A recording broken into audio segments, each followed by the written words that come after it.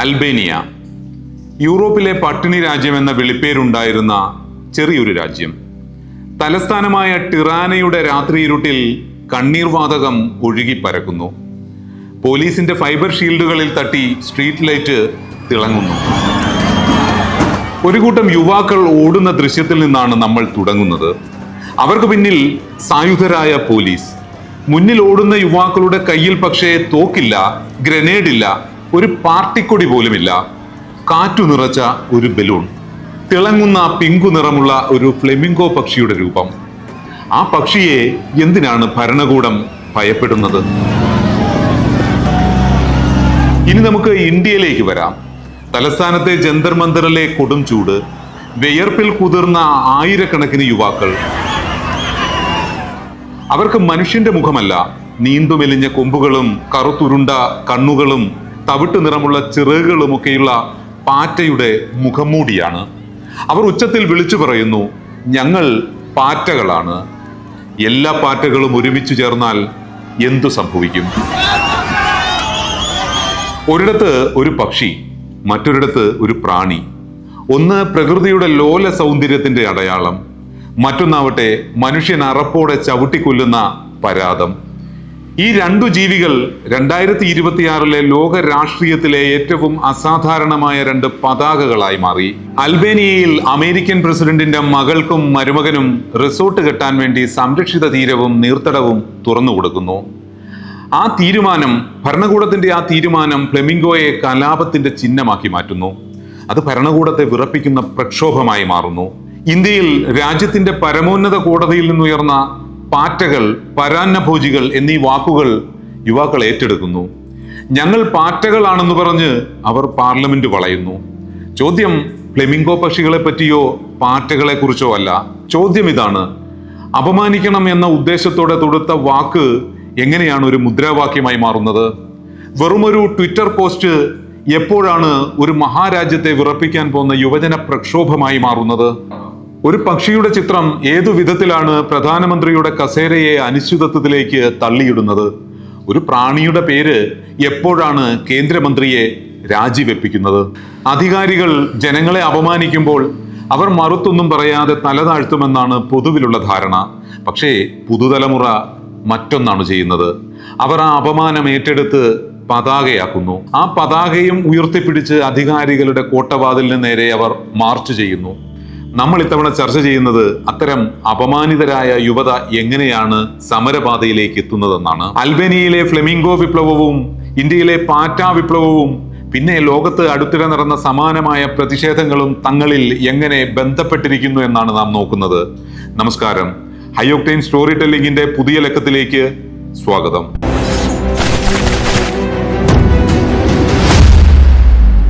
ചരിത്രത്തിൽ സാമ്രാജ്യങ്ങൾ വീണിട്ടുള്ളത് പലപ്പോഴും വൻ സൈന്യങ്ങളുടെ മുന്നിലല്ല, സ്വന്തം താൻ പോരിമയ്ക്ക് മുന്നിലാണ്. അധികാരത്തിന്റെ ഏറ്റവും വലിയ അഹങ്കാരം എക്കാലത്തും ഒന്നു തന്നെയാണ്: തങ്ങൾക്കെതിരെ ഒരിക്കലും ശബ്ദമുയർത്താൻ ധൈര്യപ്പെടാത്ത ഒരു കൂട്ടമായി ചെറുപ്പക്കാരെ കാണുക, അവരെ അവഗണിക്കുക, അവരെ പരിഹസിക്കുക, അവരുടെ ഭൂമി, അവരുടെ ഭാവി, അവരുടെ അന്തസ് ഒക്കെയും കൈവശപ്പെടുത്തുക. കാരണം ചെറുപ്പക്കാർക്ക് സംഘടിക്കാൻ കഴിയില്ലെന്നും അവർക്ക് ഷോർട്ട് ടൈം മെമ്മറി ആണെന്നും അവരുടെ രോഷം ഒരു ദിവസത്തെ ട്വീറ്റിൽ ഒതുങ്ങുമെന്നും ഭരണകൂടങ്ങൾ എപ്പോഴും കണക്ക് കൂട്ടുന്നു. ആ കണക്ക് കൂട്ടൽ എത്ര തവണ പിഴച്ചിട്ടുണ്ടെന്ന് ചരിത്രം ആവർത്തിച്ചു കാണിച്ചു തന്നിട്ടുണ്ട്.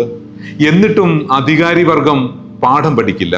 കാരണം അവർക്ക് നിസ്സാരമെന്ന് തോന്നുന്ന എന്തെങ്കിലും ഒന്നിൽ നിന്നായിരിക്കും പുതുതലമുറ പ്രതിഷേധവുമായി വരിക. യുവജന വിപ്ലവങ്ങൾ വലിയ തത്വശാസ്ത്ര ഗ്രന്ഥങ്ങൾ വായിച്ച ശേഷം നിശ്ചയിച്ചുറപ്പിച്ച തീയതികളിൽ തുടങ്ങിയവയല്ല. പലപ്പോഴും തുടക്കം വളരെ ചെറുതായിരിക്കും. അവർ അസംബന്ധത്തെ, മീമുകളെ, പരിഹാസത്തെ ജീവൻ മരണ പോരാട്ടത്തിനുള്ള ആയുധമാക്കി മാറ്റുന്നു. ഇന്തോനേഷ്യയിലും നേപ്പാളിലും ഫിലിപ്പീൻസിലും തെരുവുകളിൽ അനിമെ പരമ്പരയായ വൺ പീസിലെ ജോളി റോജർ പതാക പാറി. ഭരണകൂടത്തിന്റെ അഴിമതിക്കും അടിച്ചമർത്തലിനുമെതിരെ ഒരു കാർട്ടൂൺ കടൽ കൊള്ളക്കാരന്റെ പതാക ഐക്യദാർഢ്യ ചിഹ്നമായി മാറി. ഒരു തലമുറ മുൻപ് ഇത് അസംബന്ധമായി തോന്നാമായിരുന്നു. പക്ഷേ ഇന്ന് അതാണ് ഏറ്റവും ഫലപ്രദമായ പ്രതിഷേധ ഭാഷ.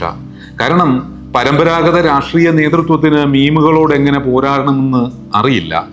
ഒരു സ്വേച്ഛാധിപതിക്ക് ഒരു പ്രസംഗത്തെ സെൻസർ ചെയ്യാം, ഒരു പത്രത്തെ അടച്ചുപൂട്ടിക്കാം. പക്ഷേ ഒരു തമാശയെ, ഒരു പരിഹാസത്തെ എങ്ങനെ നിരോധിക്കും? ഭരണകൂടത്തിനെതിരെ യുവാക്കൾ തെരുവിലിറങ്ങി എന്ന് പറയുമ്പോൾ ആദ്യം നമ്മുടെ മനസ്സിലേക്ക് എത്തുക ചൈനയിലെ ടിയാൻമെൻ സ്ക്വയർ സംഭവമാണ്. അവിടുന്ന് വേണം നമുക്ക് തുടങ്ങാൻ. 1989 ചൈന. ചൈനീസ് കമ്മ്യൂണിസ്റ്റ് പാർട്ടിയിലെ പരിഷ്കരണവാദിയായ നേതാവ് ഹു യാവോബാങ് മരിച്ചപ്പോൾ വിദ്യാർത്ഥികൾ ദുഃഖാചരണത്തിനായി ബെയ്ജിങ്ങിലെ ടിയാനൻമെൻ സ്ക്വയറിലെത്തി.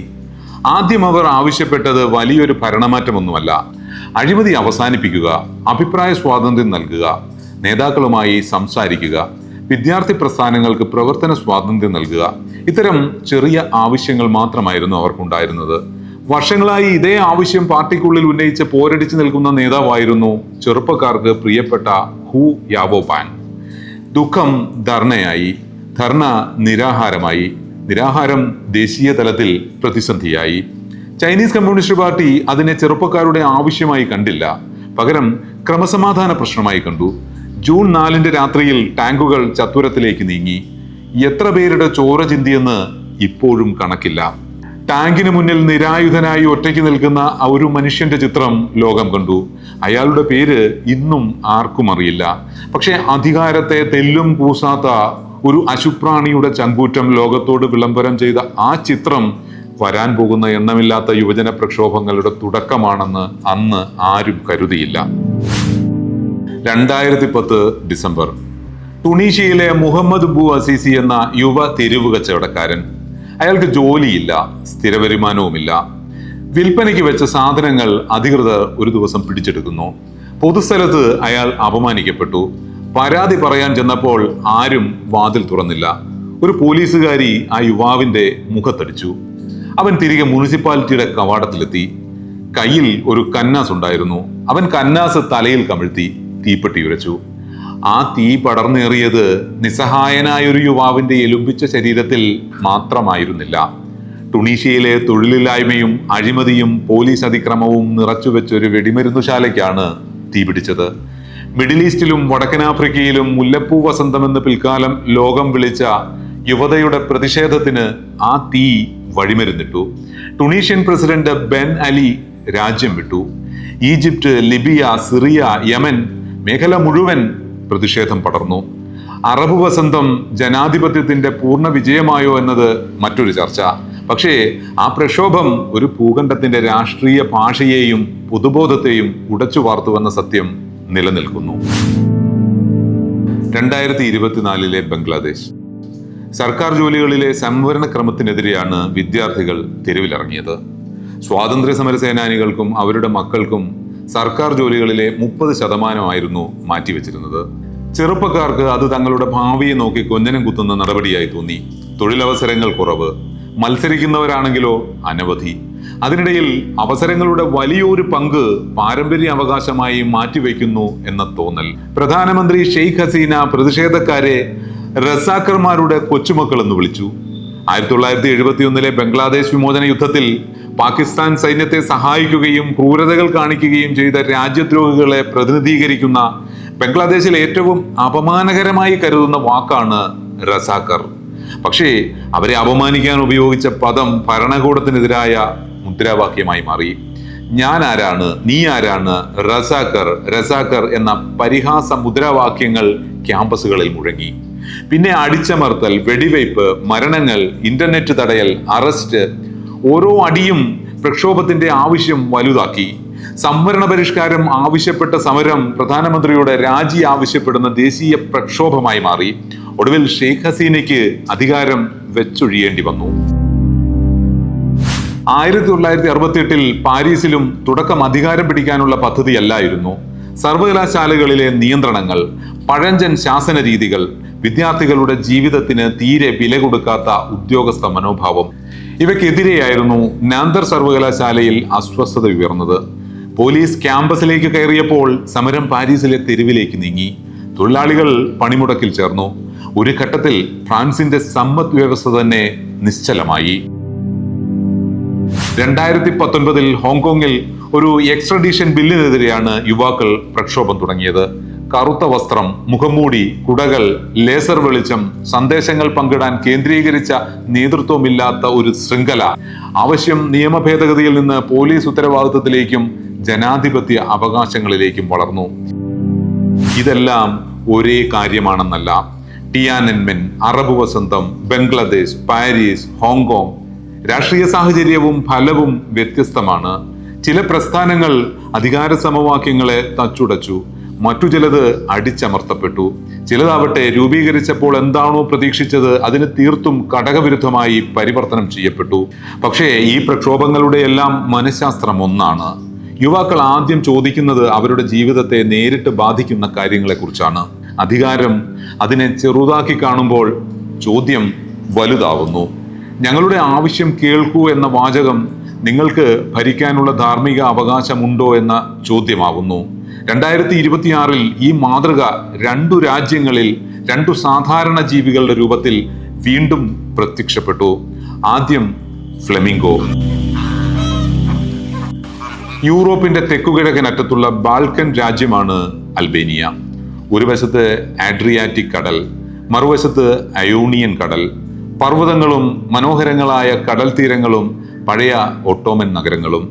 4 പതിറ്റാണ്ടുകളോളം എൻവർ ഹോജെ എന്ന കമ്മ്യൂണിസ്റ്റ് ഏകാധിപതിയുടെ ഭരണത്തിന് കീഴിൽ ഇതര ലോകരാജ്യങ്ങളിൽ നിന്ന് പാടെ ഒറ്റപ്പെട്ട് കിടന്ന ഒരു ജനത. 1991 ഏകാധിപത്യ സംവിധാനം തകർന്നു. വിപണിയും വിദേശ മൂലധനവും വന്നു, ജനാധിപത്യം വന്നു. അതോടൊപ്പം മറ്റൊന്നുകൂടി വന്നു, പൊതുസമ്പത്ത് സ്വകാര്യ കരാറുകളായി മാറുന്ന രാഷ്ട്രീയം. കടൽ തീരം ജനങ്ങളുടേതല്ല, നിക്ഷേപകരുടേതാണെന്ന പുതിയ വികസന ദർശനം. അൽബേനിയയുടെ വ്ലോറ തീരത്തിനടുത്താണ് നാർത്ത തടാകവും സ്വർനെക് ഉപദ്വീപും. യൂറോപ്പിൽ നിന്ന് ആഫ്രിക്കയിലേക്ക് പറക്കുന്ന ദേശാടന പക്ഷികളുടെ വിശ്രമ കേന്ദ്രം. ആഴം കുറഞ്ഞ ഉപ്പുവെള്ളത്തിൽ ഭക്ഷണം തേടുന്ന പിങ്ക് ഫ്ലെമിംഗോകൾ, കടലാമകൾ മുട്ടയിടുന്ന മണൽ തീരം, അപൂർവ സസ്യങ്ങൾ, പക്ഷികൾ, ജലജീവികൾ. ഫ്ലെമിംഗോകളുടെ പിങ്കു നിറം പോലും ഈ നീർത്തടത്തിന്റെ വരദാനമാണ്. മുട്ട വിരിഞ്ഞിറങ്ങുന്ന ഫ്ലെമിംഗോ കുഞ്ഞുങ്ങൾക്ക് നിറം പിങ്കല്ല, ചാരനിറമായിരിക്കും. തടാകത്തിലെ ചെറുജീവികളിലും ആൽഗകളിലും നിറഞ്ഞ കരോട്ടിനോയിഡുകൾ ഭക്ഷണത്തിലൂടെ ശരീരത്തിൽ എത്തുമ്പോഴാണ് ഫ്ലെമിംഗോകളുടെ തൂവൽ പിങ്ക് ആകുന്നത്. അതായത് പക്ഷിയുടെ സൗന്ദര്യം ജന്മദത്തമല്ല, ആവാസ വ്യവസ്ഥ നൽകിയ വരദാനമാണത്. ആ വരദാനത്തെ പുറങ്കാൽ കൊണ്ട് തട്ടിയിട്ട് അധികാരികൾ ഡോളറിന്റെ കിലുക്കത്തിന് കാതോർത്തു. അമേരിക്കൻ പ്രസിഡന്റ് ഡൊണാൾഡ് ട്രംപിന്റെ മകൾ ഇവാങ്ക ട്രംപ്, മരുമകൻ ജാരഡ് കുഷ്ണർ, ഇവരുടെ അഫിനിറ്റി പാർട്ട്നേഴ്സ് എന്ന നിക്ഷേപ സ്ഥാപനം.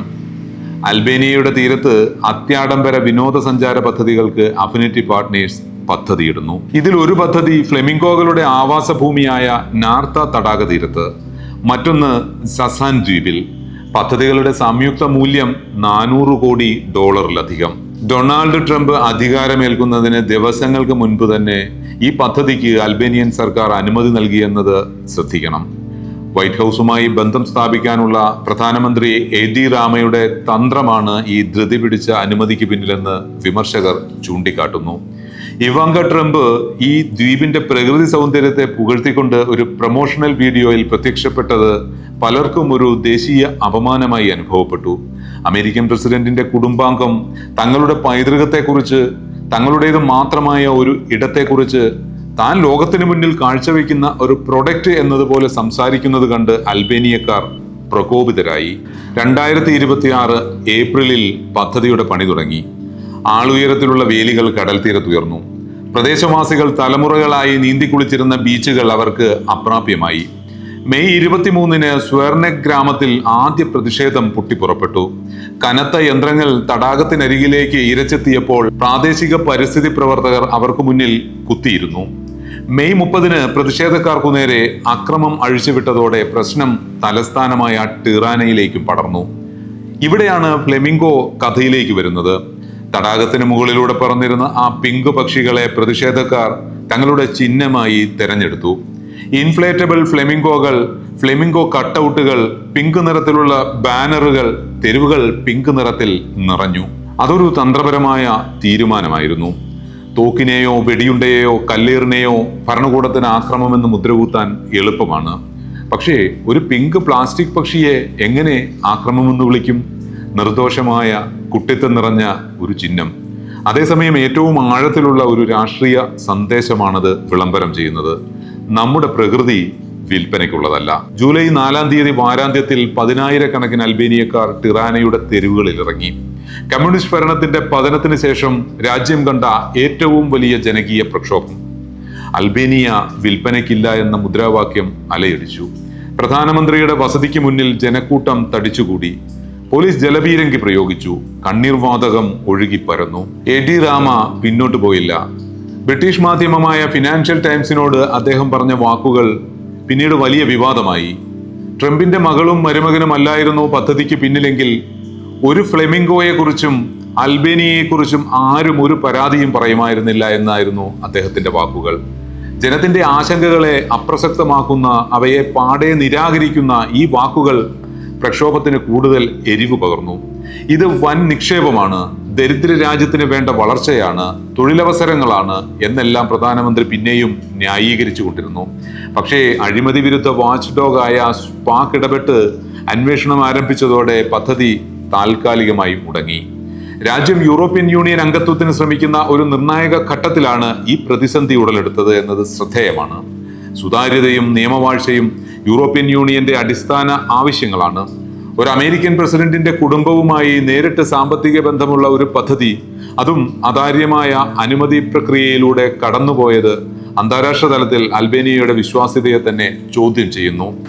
ഈ പ്രോഗ്രാം റെക്കോർഡ് ചെയ്യുന്ന ഓഗസ്റ്റ് ആദ്യവാരത്തിലും അൽബേനിയയിൽ പ്രതിഷേധം കനത്തുകൊണ്ടിരിക്കുകയാണ്. ഒരു തടാകത്തിലെ പക്ഷികളെ സംരക്ഷിക്കാൻ തുടങ്ങിയ പ്രക്ഷോഭം ഇപ്പോൾ പ്രധാനമന്ത്രിയുടെ രാജി ആവശ്യപ്പെടുന്ന ദേശീയ പ്രതിഭാസമായി മാറിക്കഴിഞ്ഞിരിക്കുന്നു. ഒരു പക്ഷിയെ രക്ഷിക്കാൻ തുടങ്ങിയ യുദ്ധം ജനാധിപത്യത്തെ രക്ഷിക്കാനുള്ള യുദ്ധമായി രൂപാന്തരം പ്രാപിച്ചു. അൽബേനിയയിലെ ചോദ്യം ഭൂമിയെ പറ്റിയായിരുന്നു. ഇവിടെ ഇന്ത്യയിലാവട്ടെ അത് യുവാക്കളുടെ ഭാവിയെ കുറിച്ചാണ്.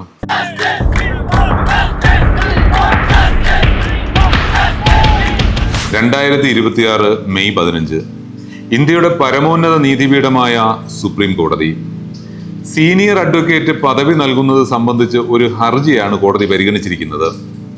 ഇതിനിടയിൽ ദില്ലി ഹൈക്കോടതിയിലെ ചില വ്യാജ ബിരുദധാരി അഭിഭാഷകരെ കുറിച്ചുള്ള ആശങ്ക പ്രകടിപ്പിക്കവേ chief justice of India Surya Kant ഒരു പരാമർശം നടത്തി. തൊഴിലില്ലാത്ത, തൊഴിൽ മേഖലയിൽ ഇടമില്ലാത്ത ചെറുപ്പക്കാരെ പാറ്റകളോട് അദ്ദേഹം ഉപമിക്കുന്നു. സമൂഹത്തിലെ പരാന്നഭോജികളെന്നും അദ്ദേഹം അവരെ വിശേഷിപ്പിക്കുന്നു. മാധ്യമപ്രവർത്തകരും RTI ആക്ടിവിസ്റ്റുകളും മറ്റ് സാമൂഹിക പ്രവർത്തകരുമായി മാറി എല്ലാവരെയും ആക്രമിക്കുന്നത് ഇങ്ങനെയുള്ളവരാണ് എന്നതായിരുന്നു ആ പരാമർശത്തിന്റെ പൂർണ്ണരൂപം. ദില്ലിയിലെ ഒരു കോടതി മുറിയിൽ ഒരു നിയമപ്രശ്നത്തിന്റെ പശ്ചാത്തലത്തിൽ പറഞ്ഞ ഈ വാക്കുകൾ ഇന്ത്യയിലെ ദശലക്ഷക്കണക്കിന് തൊഴിലില്ലാത്ത യുവാക്കൾക്ക് നേരെ എറിഞ്ഞ ഒരു അപമാനമായി മാറാൻ ഒരു ദിവസം പോലും വേണ്ടി വന്നില്ല. കോടതിയുടെ വിശദീകരണം അടുത്ത ദിവസം വന്നു. താൻ ഇന്ത്യയിലെ യുവാക്കളെ പൊതുവായി വിമർശിച്ചിട്ടില്ല എന്നും വ്യാജമോ കള്ളമോ ആയ ബിരുദങ്ങളുമായി മഹത്തായ തൊഴിൽ മേഖലകളിൽ കടന്നു കയറുന്നവരെ കുറിച്ചാണ് ഉദ്ദേശിച്ചതെന്നും ചീഫ് ജസ്റ്റിസ് വ്യക്തമാക്കി. അതായത് വിശദീകരണം വന്നു, താൻ ഉദ്ദേശിച്ചത് ഇന്ത്യൻ യുവാക്കളെ അല്ല എന്ന്. പക്ഷെ അതിനു മുന്നേ ആ വാക്ക് പുറപ്പെട്ടു കഴിഞ്ഞിരുന്നു, പാറ്റ എന്ന വാക്ക്. മെയ് 16 അതായത് കോടതി പരാമർശം നടത്തിയതിന്റെ പിറ്റേന്ന് തന്നെ 30 വയസ്സുകാരനായ അഭിജിത് ദീപ് കെ എന്ന ചെറുപ്പക്കാരൻ, അയാൾ ബോസ്റ്റൺ യൂണിവേഴ്സിറ്റിയിൽ പബ്ലിക് റിലേഷൻസ് പഠിച്ച ആം ആദ്മി പാർട്ടിയുമായി ചേർന്ന് മുൻപ് പ്രവർത്തിച്ച് പരിചയമുള്ള ഒരു പൊളിറ്റിക്കൽ കമ്മ്യൂണിക്കേഷൻ സ്ട്രാറ്റജിസ്റ്റ് ആണ്. അയാൾ സോഷ്യൽ മീഡിയയിൽ ഒരു തമാശ പോസ്റ്റ് ചെയ്യുന്നു. എല്ലാ പാറ്റകളും ഒരുമിച്ച് കൂടിയാൽ എന്തു സംഭവിക്കും? ആ ഒരൊറ്റ ചോദ്യത്തിൽ നിന്ന് പിറന്നതാണ് കോക്രോച്ച് ജനതാ പാർട്ടി അഥവാ CJP. BJP എന്ന ഭരണകക്ഷിയുടെ പേരിനെ തന്നെ പരിഹസിക്കുന്ന ഒരു വേർഡ് പ്ലേ. മടിയന്മാരുടെയും തൊഴിലില്ലാത്തവരുടെയും ശബ്ദം എന്നതായിരുന്നു പാർട്ടിയുടെ മുദ്രാവാക്യം. ആദ്യ 2 ദിവസത്തിനുള്ളിൽ 10,000 പാർട്ടിയിൽ ചേർന്നു. ആഴ്ചകൾക്കുള്ളിൽ പിന്തുടരുന്നവരുടെ എണ്ണം ദശലക്ഷത്തിലേക്ക് ഉയർന്നു. ജൂൺ ആദ്യത്തോടെ ഇൻസ്റ്റഗ്രാമിൽ 2 കോടിയിലധികം ഫോളോവേഴ്സ് ഉണ്ടെന്ന് അന്താരാഷ്ട്ര വാർത്താ ഏജൻസികൾ റിപ്പോർട്ട് ചെയ്തു. CJP എന്ന ട്വിറ്ററിൽ പ്രത്യക്ഷപ്പെട്ട വേർഡ് പ്ലേ വെറുമൊരു നിരുപദ്രവകരമായ ട്വിറ്റർ തമാശയായി അവസാനിക്കാതിരിക്കാൻ കാരണങ്ങൾ പലതായിരുന്നു. കാരണം ഇന്ത്യയിലെ യുവജനങ്ങൾ അപ്പോൾ തന്നെ ദേഷ്യത്തിന്റെ വക്കിലായിരുന്നു. മെഡിക്കൽ പ്രവേശന പരീക്ഷയിലെ ചോദ്യപേപ്പർ ചോർച്ചയും ആവർത്തിച്ചുള്ള പരീക്ഷാ ക്രമക്കേടുകളും ബിരുദങ്ങളുടെ മൂല്യമില്ലായ്മയും കടുത്ത തൊഴിലില്ലായ്മയും കൊണ്ട് ദശലക്ഷക്കണക്കിന് ചെറുപ്പക്കാർ വർഷങ്ങളായി നിരാശയിലായിരുന്നു. ചീഫ് ജസ്റ്റിസിന്റെ വാക്കുകൾ ഒരു തീപ്പെട്ടിക്കൊള്ളിയായി ആ ദേഷ്യത്തിന് തീ കൊളുത്തി. ജൂൺ 6 ദില്ലിയിലെ ജന്തർ മന്ദറിൽ ആദ്യ പ്രതിഷേധം സംഘടിപ്പിക്കപ്പെട്ടു. കേന്ദ്ര വിദ്യാഭ്യാസ മന്ത്രി ധർമ്മേന്ദ്ര പ്രധാൻ രാജിവെക്കണമെന്നതായിരുന്നു പ്രധാന ആവശ്യം. നീറ്റ് പരീക്ഷയിലെ ക്രമക്കേടുകൾ കാരണം ഏകദേശം 20 ലക്ഷത്തോളം വിദ്യാർത്ഥികൾക്ക് പുനഃപരീക്ഷ എഴുതേണ്ടി വന്നു.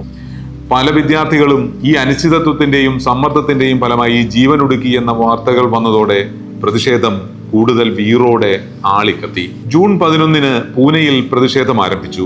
പിന്നീട് ലക്നൗ, അമൃത്സർ, ബംഗളൂരു, ജയ്പൂർ, ഹൈദരാബാദ് എന്നിങ്ങനെ രാജ്യത്തിന്റെ 12ലധികം നഗരങ്ങളിലേക്ക് പ്രക്ഷോഭം പടർന്നു.